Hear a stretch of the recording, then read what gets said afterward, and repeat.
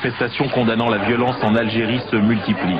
Matoub Lounès, quant à lui, n'a jamais baissé les bras devant le fondamentalisme. Le combat pour sa culture berbère, sa langue et sa différence, il le poursuivra toujours, même si le 26 septembre il a été enlevé et séquestré durant 15 jours.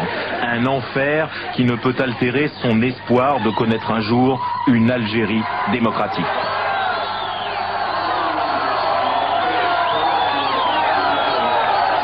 Voilà, Lounès Matoub qui est avec nous. Je précise que Lounès c'est votre prénom et Matoub votre nom. On peut le prononcer de manière différente. Lounès c'est le prénom, voilà. Matoub c'est le nom. On peut dire que vous êtes un miraculé. Vous avez passé plus de 15 jours en détention après avoir été quasi condamné à mort. Malheureusement, mais avant tout je tiens à rendre un vibrant hommage à toutes les familles des victimes, soit algériennes ou internationales ou étrangères. Ainsi qu'à tous les gens qui m'ont soutenu de près ou de loin pendant cette dure épreuve. Vous avez pensé mourir vous-même? Tout le temps, il y avait l'ombre de la mort qui planait au-dessus de ma tête, malheureusement. Là, par exemple, on vous a annoncé pendant votre détention la mort de Cheb Hasni. 3 jours après ma détention, ils m'ont appris que Cheb Hasni était mort. Donc, j'avais peur. Je me suis dit que c'était fini pour moi cette fois-ci, que j'avais perdu certaines chances, certaines visions d'espoir de revenir à la vie libre, à la vie de tous les jours. Quand vous dites on, c'était les islamistes? C'était les affirmatifs, c'était les gens du GIA, c'est les groupes islamiques armés, c'est des gens notoirement connus par les services de sécurité, par les gens. D'ailleurs, ils n'ont jamais essayé de cacher leur visage à n'importe quel moment. Ils vous ont quand même relâché, à votre avis pour quelle raison? Ils m'ont relâché. Ce n'est qu'après que je les suis parce que j'ai été coupé du monde extérieur. Ils m'ont relâché grâce à cet appui, à cette énorme solidarité, soit en Algérie ou dans le monde entier. Il faut dire que vous êtes très connu en Algérie, vous êtes un chanteur populaire qui est très apprécié notamment chez les Kabyles bien sûr, mais chez les Berbères et d'une manière générale chez tous les Algériens.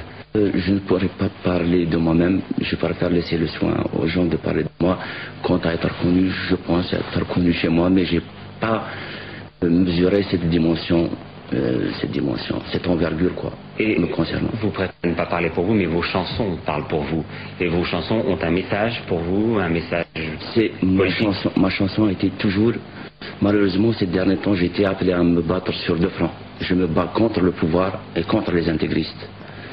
Parce que ce qui arrive en Algérie aujourd'hui risque de contaminer tous les autres pays, à commencer par le Maroc ou la Tunisie, et ainsi de suite. Donc c'est la décadence, c'est l'escalade de l'horreur en même temps. Et vous n'avez pas envie de renoncer à ce combat, bien sachant que vous êtes menacé en permanence. J'imagine que quand vous livrez une déclaration comme celle que vous faites ce soir, vous savez que vous êtes regardé.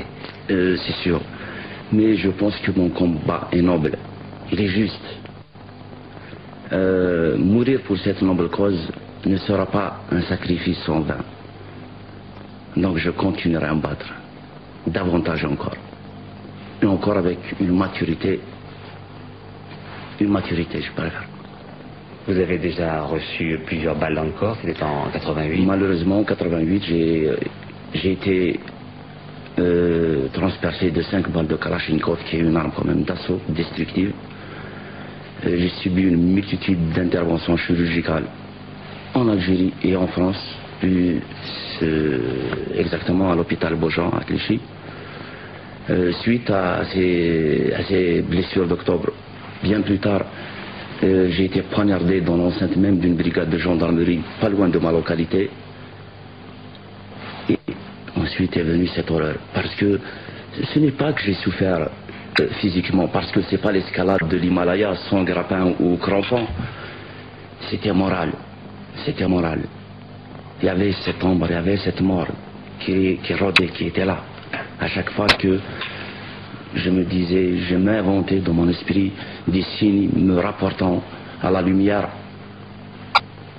vite, c'est balayé par cette horreur. C'est comme l'épée de Damoclès qui est suspendue au-dessus de ma tête, qui descendait au fur et à mesure que le temps passait. Donc j'étais mort plusieurs fois durant cette incarcération. Et vous pensez que c'est l'idée du fondamentalisme qui justement souhaite terroriser un peu les Algériens, enfin tous ceux qui pensent, qui s'exprimaient jusqu'alors et qui sont aujourd'hui menacés, pour certains exécutés? Malheureusement, c'est cette triste réalité. Ces gens sont prêts à tout. Pour eux, la mort n'a pas de sens. Ce bas monde n'est que foutaise. Je m'excuse de ce mot, mais pour nous, comme disait un dicton ancien, cette vie ne vaut rien, mais rien ne vaut une vie. Younes Matoug, je vous remercie beaucoup pour ce témoignage et je rappelle que justement, pour ce que vous avez dit, pour ce que vous avez chanté, vous allez recevoir le 6 décembre